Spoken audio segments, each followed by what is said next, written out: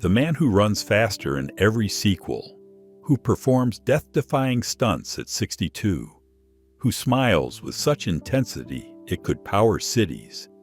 That same man hasn't seen his youngest daughter in over 12 years.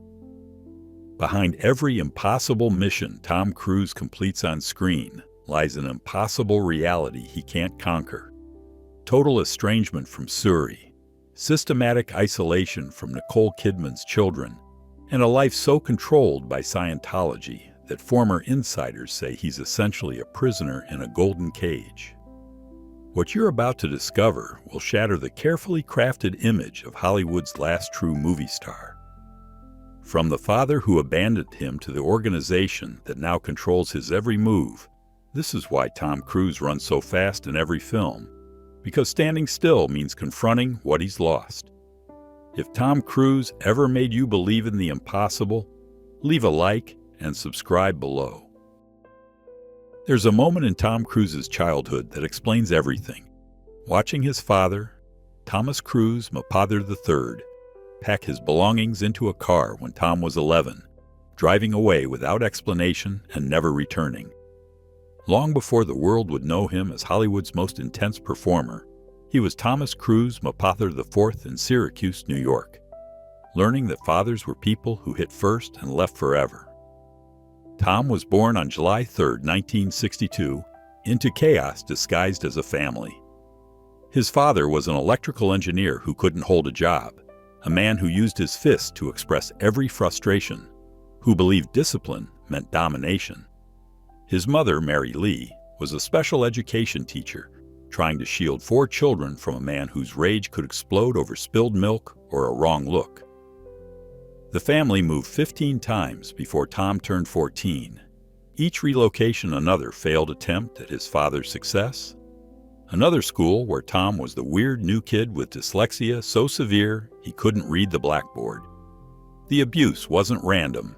It was calculated terrorism. Thomas Sr. would line the children up for inspection, finding any excuse to unleash violence. He'd wake Tom at 3 a.m. for discipline sessions, making him stand at attention for hours, hitting him if he swayed. "My father was a bully and a coward," Tom would later say in a rare moment of honesty. He was the kind of man where, if something goes wrong, they kick you. It was like living with a terrorist. The dyslexia made everything worse. Tom would be beaten for bad grades he couldn't help, called stupid and worthless, until those words became his internal soundtrack. He learned to hide, to perform happiness, to smile through terror, because showing fear meant inviting more violence. When his father finally abandoned them in 1974, relief mixed with devastating rejection. Thomas Sr. disappeared completely, offering no financial support, no contact, no explanation.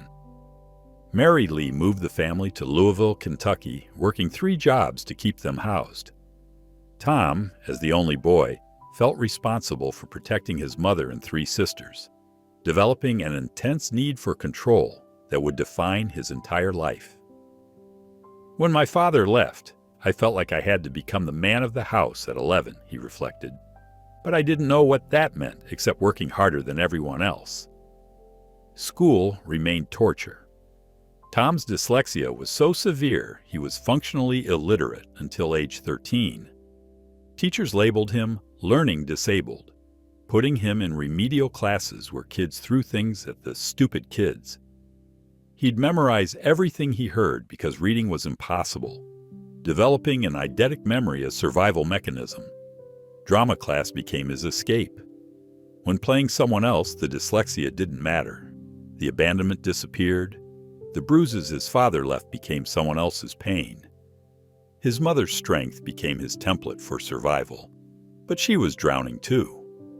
Working multiple jobs meant Tom raised himself, coming home to empty houses, making dinner for his sisters, forging permission slips because Mary Lee was always working. "We were a family held together by my mother's exhaustion," Tom once admitted. "She gave everything, but everything wasn't enough." The poverty was grinding. government cheese, food stamps hidden from classmates, shoes held together with duct tape. Tom started working at 12, any job that would pay, giving every cent to his mother while wearing the same clothes until they disintegrated.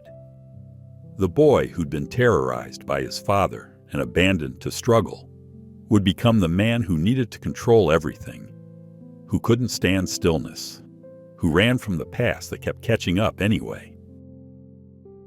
At 21, Tom Cruise stood outside a casting director's office in New York, having just been told he had no future in acting because his dyslexia made him stumble over simple lines, his intensity was off-putting, and at 5 feet 7 inches, he was too short to be a leading man. The year was 1983, and Tom had dropped out of high school to pursue acting, moving to New York with $500 and a determination that bordered on desperation. He slept on friends' couches, in his car, once in a bus station bathroom when everything else failed. He worked as a busboy, apartment maintenance man, and truck loader, lying about his experience to get any job that would pay.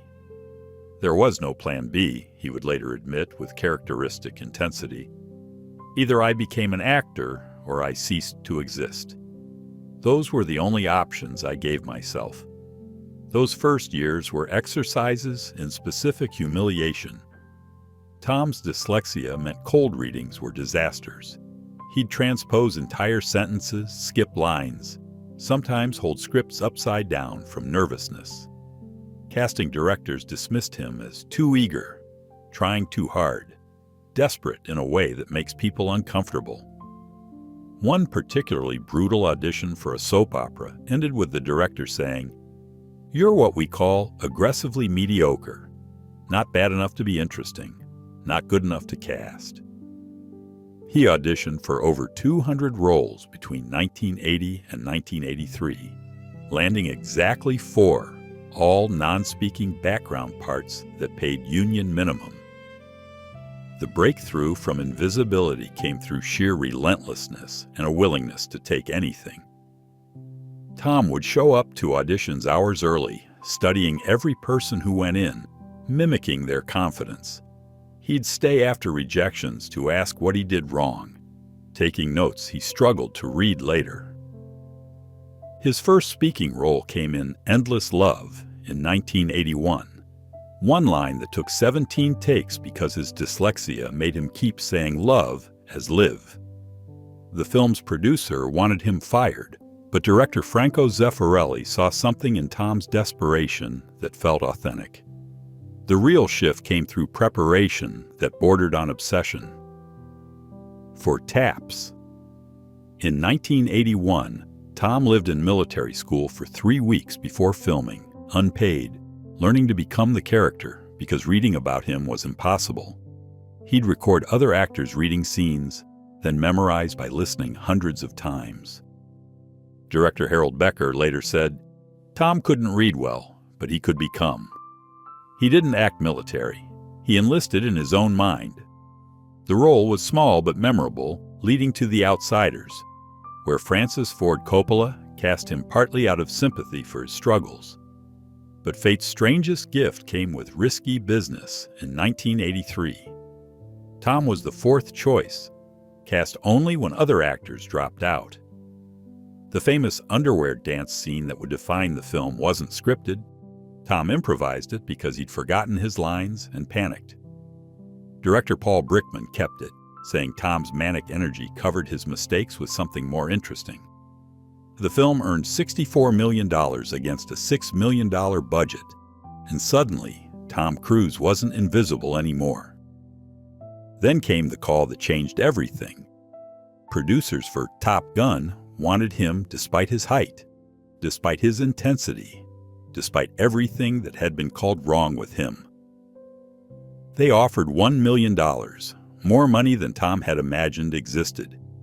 He celebrated by buying his mother a house, paying off his sister's debts, and then sitting alone in an empty apartment, terrified that someone would realize he was still just Tommy Mapother, the dyslexic kid whose father called him worthless.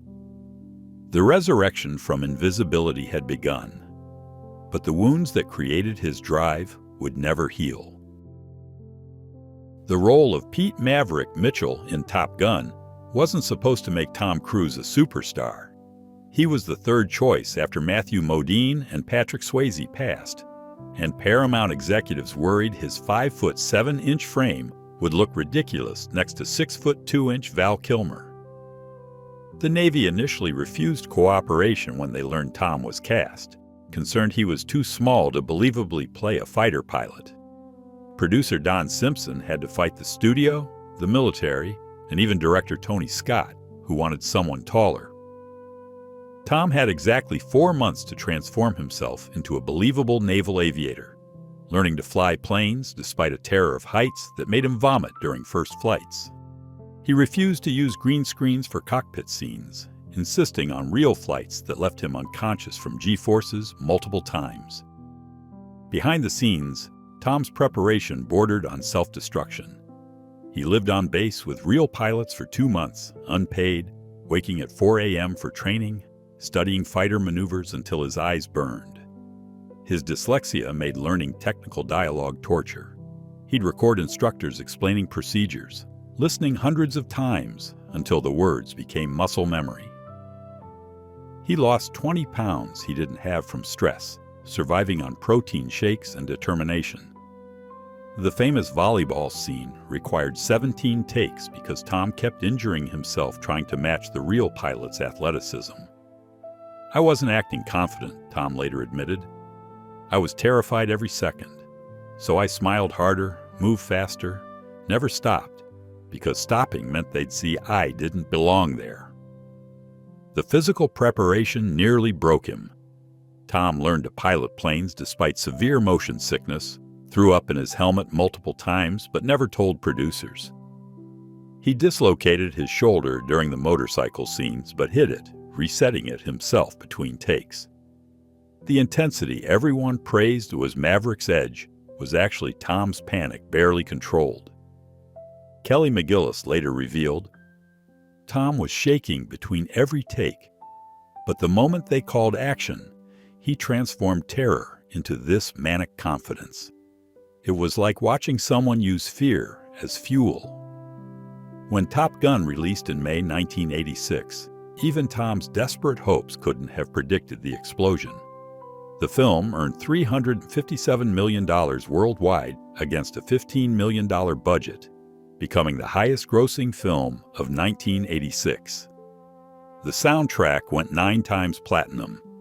Tom's salary jumped from $1 million to $10 million overnight. Suddenly, Tom Cruise wasn't just employed. He was the most wanted actor in Hollywood. Every studio that had rejected him for being too short, too intense, too difficult, now begged for meetings.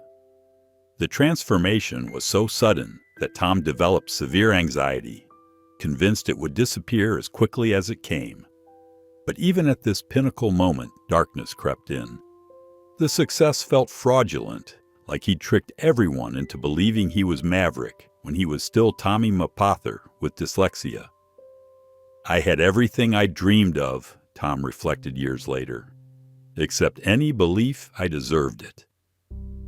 I kept waiting for someone to realize I was a fraud."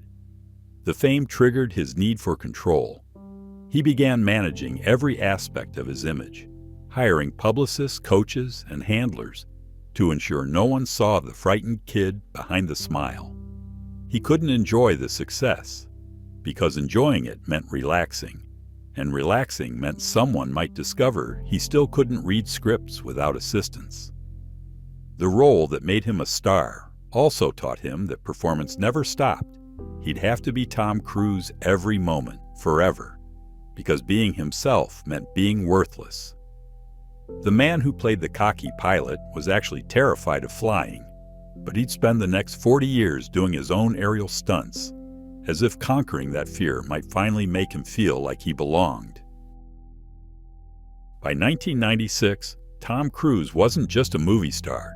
He was Hollywood's most bankable actor, commanding $20 million per film plus 20% of gross receipts, having just come off Mission Impossible, which earned $457 million worldwide.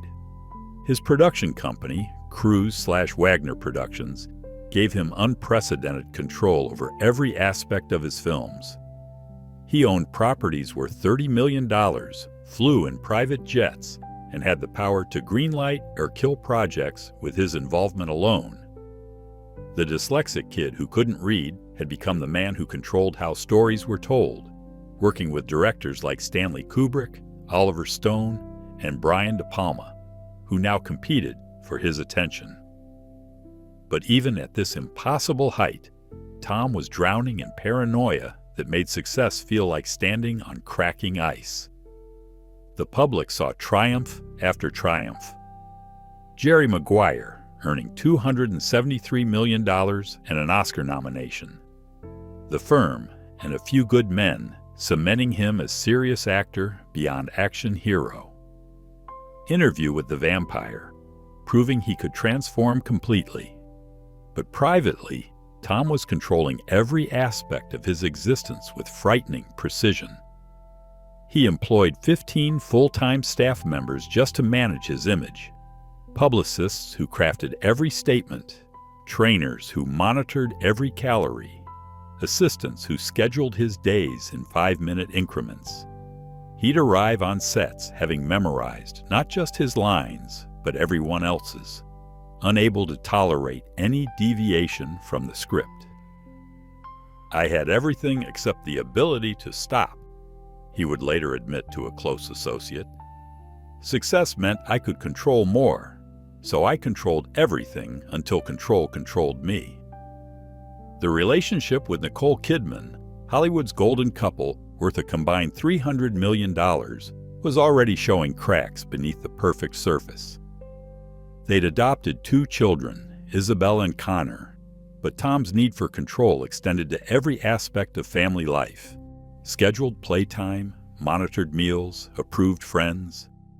Nicole later revealed he would rehearse family dinners like scenes, planning conversations in advance. Between them was another presence: Scientology, which Tom had joined in 1990 through first wife Mimi Rogers, and which now influenced every decision. The organization assigned handlers to their household, monitored their communications, and reported back on Nicole's compliance.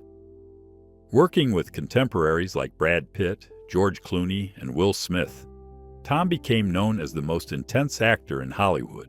Not just professional, but obsessive. He'd train for months for single scenes, do hundreds of takes, refuse body doubles for increasingly dangerous stunts.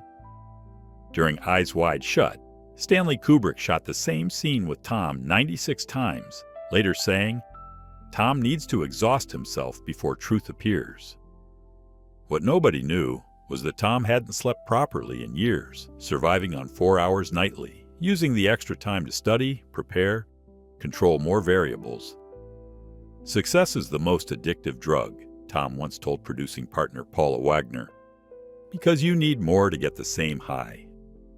By 2000, at the absolute peak of his powers, Tom Cruise had everything: critical acclaim, box office dominance, a beautiful family, and complete creative control. But he also had a secret that would soon explode. His involvement with Scientology had moved from interest to total immersion, with the organization now controlling aspects of his life that even his closest associates didn't know about. The church provided him with something his success couldn't: a framework that explained his specialness, that validated his control needs, that promised to fix the dyslexia and trauma through auditing. But even at the height of everything, the foundation was already cracking, setting the stage for losses that no amount of control could prevent. Tom's marriage to Mimi Rogers in 1987 had been orchestrated with the precision of a military operation. She was a Scientologist who introduced him to the organization 7 years older, promising stability to someone who'd never known it. They married in a secret ceremony after dating only 8 months, Tom believing he'd found someone who could fix his chaos. "I thought I'd found my answer," Tom would later tell fellow Scientologists. Someone who understood that life needed structure, control, purpose. But Mimi wanted a partner, not a project. She discovered Tom scheduled their intimate moments, literally penciling in quality time between training sessions. When she tried to discuss children, he'd already decided they'd adopt, when and how many, presenting it as fait accompli rather than discussion. The marriage collapsed in 1990 when Tom's rising Scientology status surpassed hers. The church sided with their bigger star, and Mimi found herself isolated from both her husband and her faith. The pattern escalated with Nicole Kidman, whom Tom met on Days of Thunder in 1989 and married within a year of his divorce. Their relationship was Hollywood's definition of perfection. Two beautiful stars in a $300 million power couple.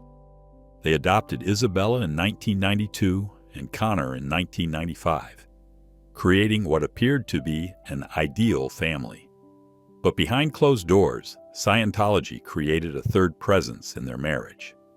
The church assigned handlers to their household, monitored Nicole's tone level, and reported her counterintentions to Tom. Love in our marriage meant performing happiness for watchers we couldn't see, Nicole would later hint in carefully worded interviews.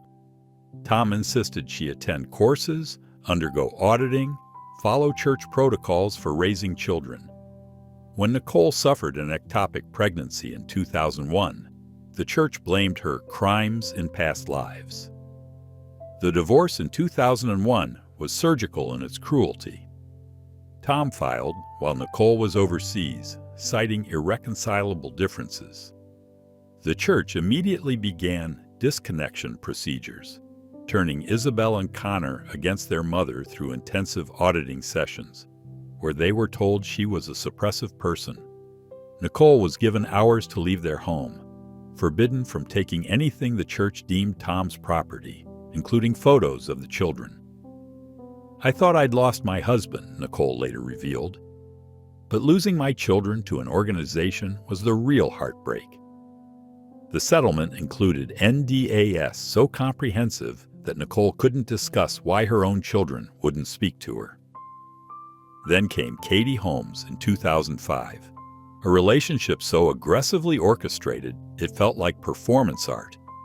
Tom's infamous couch jumping on Oprah wasn't spontaneous joy.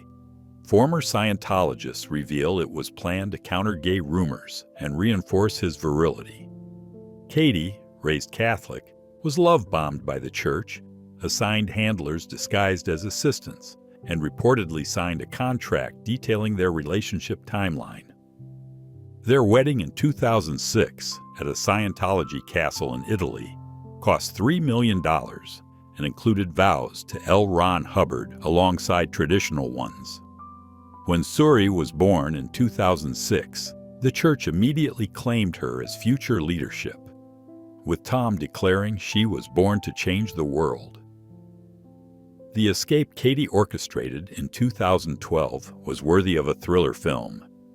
She secretly secured a divorce lawyer, rented an apartment, enrolled Suri in Catholic school, and filed for divorce while Tom was filming in Iceland, all without Scientology's surveillance network detecting it. She used burner phones, met lawyers in friends' apartments, and executed a plan so precise that by the time Tom knew, it was legally irreversible. I realized I wasn't in a marriage, Katie told her father. I was in a recruitment operation for my daughter. The settlement gave Katie full custody, with Tom agreeing to limited visitation he's never used. He hasn't seen Suri since 2013, the church declaring Katie and Suri suppressive persons. Tom must disconnect from to maintain his spiritual progress. The man who plays heroes who never leave anyone behind has abandoned 3 children to an organization that controls his every relationship. In October 2005, during the filming of Mission Impossible 3, Tom Cruise collapsed in his trailer from what was initially diagnosed as exhaustion, but later revealed to be severe panic disorder manifesting as physical symptoms. His heart rate spiking to 200 beats per minute, left arm numbness, and conviction he was dying. The immediate trigger was a stunt sequence requiring him to jump off Shanghai's Jinmao Tower. But the real cause was years of suppressed trauma that Scientology's auditing had promised to cure, but had only buried deeper. Medical examinations revealed Tom had been functioning with chronic insomnia for 15 years, averaging 3 hours of sleep nightly, his body running on adrenaline and willpower. "I thought being tired was normal," he later told his trainer. "I'd been exhausted since 1986, but called it dedication." The exact moment of crisis came when insurance doctors demanded full psychological evaluation for stunts.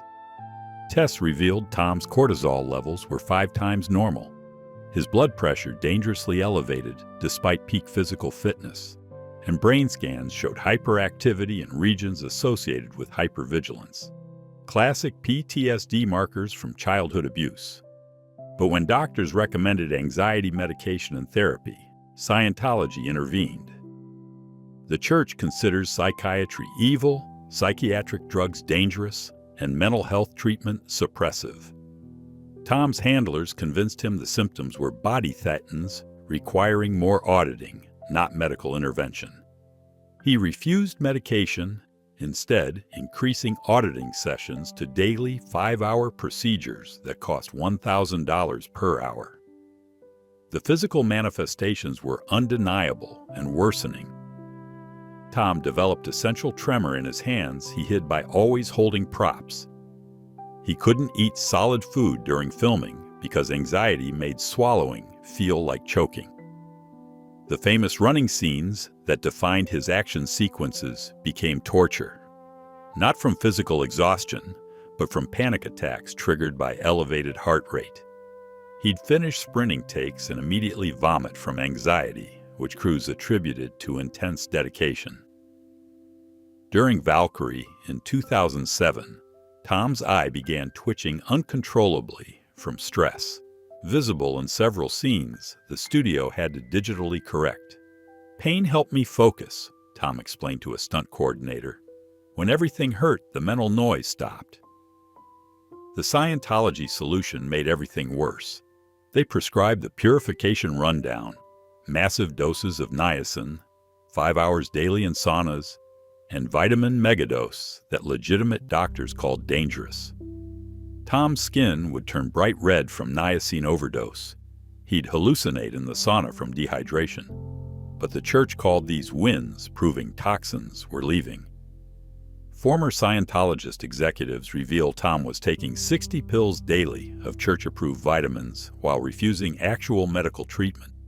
His handlers would escort him to secret church facilities for overnight auditing when panic attacks worsened, convincing him that each attack was progress, not deterioration.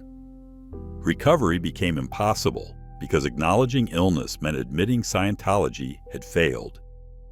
The church taught that able people don't get sick, that illness indicated crimes or evil intentions. Tom's worsening symptoms were reframed as spiritual advancement, requiring more expensive auditing.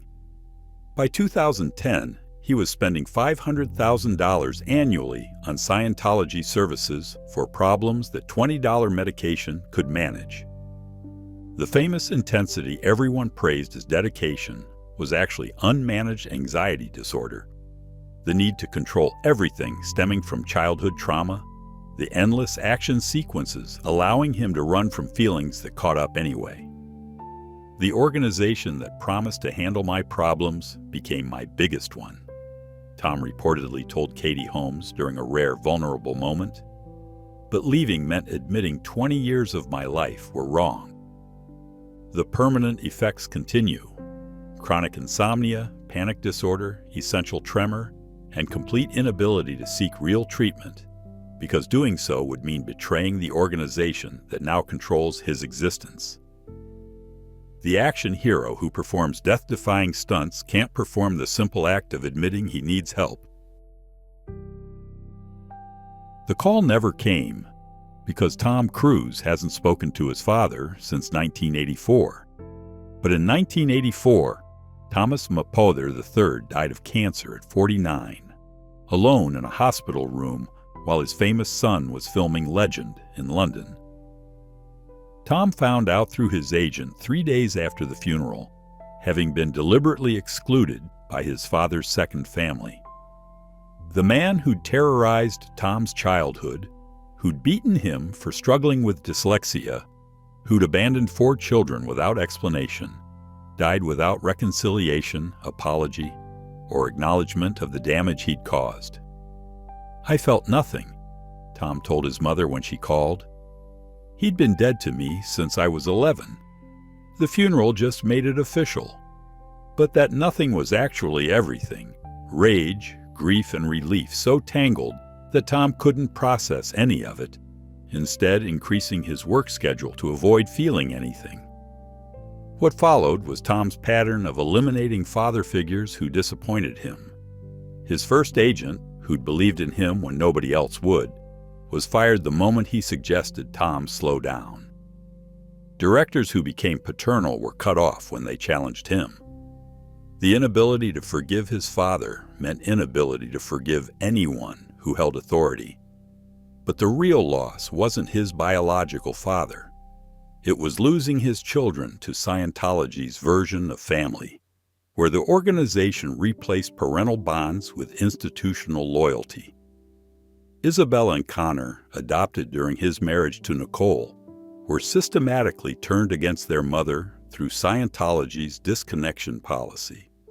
The church conducted security checks on the children, interrogating them about Nicole's crimes, recording sessions where they were coached to view her as a suppressive person, endangering their souls. By 2001, both children refused to see Nicole, calling her by her first name, reporting her attempts at contact to church handlers. Tom didn't orchestrate this directly, but allowed it, choosing the organization over his children's relationship with their mother.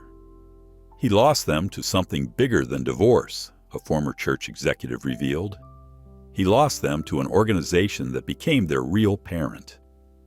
The estrangement from Suri represents Tom's complete surrender to organizational control.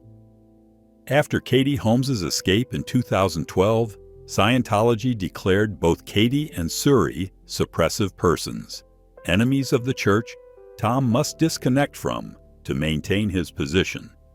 He hasn't seen Suri since 2013, hasn't spoken to her since 2015, doesn't know what grade she's in, what she looks like as a teenager, what her voice sounds like now. He pays $400,000 annually in child support for a daughter he's chosen to abandon.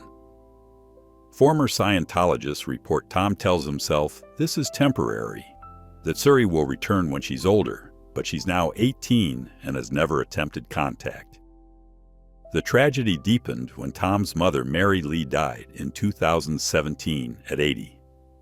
The woman who'd worked 3 jobs to support 4 children after his father's abandonment, who'd been his only source of unconditional love, died in her sleep at the Scientology facility where Tom had moved her. The church controlled her funeral, turning it into a recruitment event where Tom spoke more about L. Ron Hubbard than his mother. His sisters, who'd left Scientology, were barely acknowledged, treated as potential suppressives at their own mother's funeral. Tom has no family except Scientology now, his sister Lee Ann told friends privately. He chose them over everyone who actually loved him. The loss isn't just death. It's Tom's systematic elimination of every relationship that predated or exists outside the church. He's erased his father through denial, lost his children through doctrine, and even his mother's memory is now filtered through organizational interpretation. The man who plays characters who'd sacrifice everything for family has sacrificed his actual family for an organization that demands total allegiance.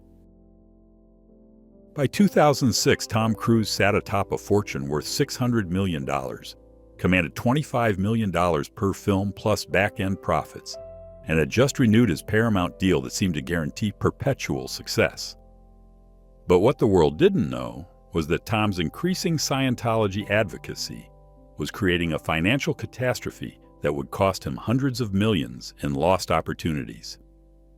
The tipping point came during his War of the Worlds press tour, when he attacked Brooke Shields for using antidepressants, called psychiatry pseudoscience on national television, and berated Matt Lauer on the Today Show, telling him, "You're glib about mental health." Within weeks, Paramount chairman Sumner Redstone publicly fired Tom, stating his behavior had cost the studio $150 million in lost revenue. "I went from Hollywood's most bankable star to untouchable in one interview," Tom later told fellow Scientologists, though he blamed suppressive persons rather than his own actions. The financial hemorrhaging was immediate and devastating. Studios that had guaranteed him $25 million suddenly wouldn't return calls. The Mission Impossible franchise nearly replaced him, with Paramount considering Jeremy Renner as the new lead. Tom had to personally finance Valkyrie when no studio would touch it, losing $20 million when it underperformed. His production company, Cruise/Wagner, dissolved when Paula Wagner distanced herself from the toxicity. Sponsors fled. Ray-Ban, Toyota, and other brands worth $50 million annually terminated relationships. "I went from being Tom Cruise to being that Scientology guy overnight," he admitted to David Miscavige during a church meeting. Behind the scenes, Tom's attempts to rebuild were sabotaged by his own organization. Scientology demanded he increase advocacy despite the career damage, requiring him to attend more events, donate more money, and recruit more celebrities. Between 2006 and 2010, Tom donated an estimated $50 million to Scientology, funding buildings, programs, and Miscavige's lavish lifestyle while his own career crumbled. The church convinced him that his downturn was caused by suppressive persons in Hollywood, not his public behavior. They assigned him handlers who isolated him further from industry relationships, monitoring his communications and reporting any disaffection with the organization. The survival tactics required complete reinvention. Tom had to essentially apologize to Hollywood without admitting wrongdoing. Scientology forbade acknowledging errors. He took supporting roles he'd have rejected before, appeared in ensemble films rather than star vehicles, accepted back-end-only deals that paid nothing up front. The comeback through Mission Impossible. Ghost Protocol in 2011 required him to personally guarantee completion bonds, assume all insurance liability for his stunts, and accept a reduced profit participation. He rebuilt relationships one premiere at a time, never mentioning Scientology publicly while remaining its most dedicated member privately. The slow rebuild came at enormous cost. Tom's net worth dropped from $600 million to approximately $400 million by 2010. He sold properties at losses, liquidated investments to fund projects, and essentially became an independent contractor rather than a studio star. "Rock bottom for me wasn't financial," he told a Scientology counselor. "It was realizing that my faith had cost me my career, but leaving my faith would cost me my soul." By 2015, he'd partially recovered through the Mission Impossible franchise's success, but insiders estimate his Scientology advocacy cost him over $1 billion in lost earnings over a decade. The financial empire built on charm and talent had been decimated by religious zealotry, forcing Tom to work harder at 60 than he had at 30, performing increasingly dangerous stunts because that's what audiences would still pay to see. Not Tom Cruise the actor, but Tom Cruise defying death, perhaps hoping that one day the stunt would finally provide the escape his contracts with Scientology never would. By 2023, Tom Cruise's appearance at the Cannes Film Festival for Mission Impossible 7 became uncomfortable viewing when he struggled to hear questions from reporters, requiring his publicist to repeat them while Tom smiled intensely to mask his confusion. What the public didn't know was that Tom had been experiencing significant hearing loss from decades of explosion exposure during stunts. refusing hearing aids because Scientology teaches that disabilities indicate spiritual crimes. At 61, he was performing stunts that would challenge 30-year-olds, but his body was failing in ways his determination couldn't overcome. His knees required cortisone injections before every running scene. His back needed daily therapy from compressed vertebrae, and his vision had deteriorated to requiring contact lenses he hid from everyone. The cognitive effects of chronic sleep deprivation had become undeniable. Tom would forget co-stars' names mid-conversation, require multiple takes for simple dialogue, and sometimes lose track of which film he was shooting. During Mission Impossible 7, he called Rebecca Ferguson by her character name for 3 months, unable to retain her actual name. The famous preparation he was known for became impossible. He needed assistance to record his lines so he could memorize by listening, his dyslexia worsening with age. "We're watching someone kill himself in slow motion for our entertainment," a crew member revealed anonymously. Public speculation about his appearance became cruel sport. His face, altered by what experts suspect were multiple procedures, though Tom denies any work, became a source of mockery. Social media exploded with comparisons to his younger self, theories about what he'd had done, jokes about him looking like a different person. The man who'd once defined masculine beauty was reduced to a plastic surgery meme. When he appeared at premieres, photographers focused on his face from unflattering angles, hunting for evidence of work done. The isolation had become complete self-imprisonment.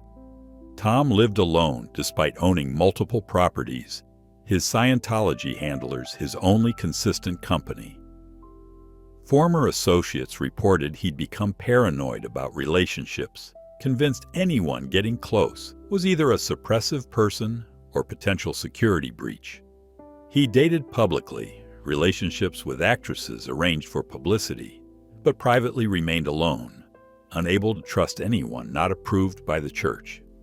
His own production company employees were Scientologists who reported his every conversation back to management. Recent controversies only deepened his tragic trajectory. The leaked audio of him screaming at crew members for breaking COVID protocols in 2020 revealed not leadership, but someone unraveling under pressure. His insistence on performing increasingly dangerous stunts wasn't brave, but potentially self-destructive behavior sanctioned as entertainment. The motorcycle cliff jump for Mission Impossible 7 required 8 attempts, each one potentially fatal, with Tom insisting on continuing despite injury. Insurance companies now require extensive psychological evaluations they know he'll pass, because Scientology coaches him through them. "I've become my own stunt," Tom reportedly told one of the few non-Scientologist friends remaining. "People don't want to see me act anymore. They want to watch me almost die, and I give it to them because it's all I have left." At 62, his entire existence revolves around proving he's still capable, still valuable, still worth the organization's investment in him. He wakes at 3 a.m. for training that leaves him in constant pain, maintains a diet so restrictive he's essentially malnourished, and takes whatever Scientology prescribes while refusing actual medical care. The man who played Maverick, who insisted on flying real jets, is now grounded by an organization that controls his altitude. He performs death-defying stunts because actual death might be the only way out of contracts, both Hollywood's and Scientology's, that own him completely. Today, at 63, Tom Cruise continues performing death-defying stunts that insurance companies barely cover, each one more dangerous than the last. He hasn't seen his daughter Suri since she was 7. His 2 older children remain within Scientology's control. His net worth of $600 million exists largely within properties connected to the organization. The universal truth in Tom's story: sometimes the greatest prison is the one we build for ourselves, and the hardest mission is admitting we need rescue. If this moved you, leave a like and subscribe for more stories revealing the price of fame.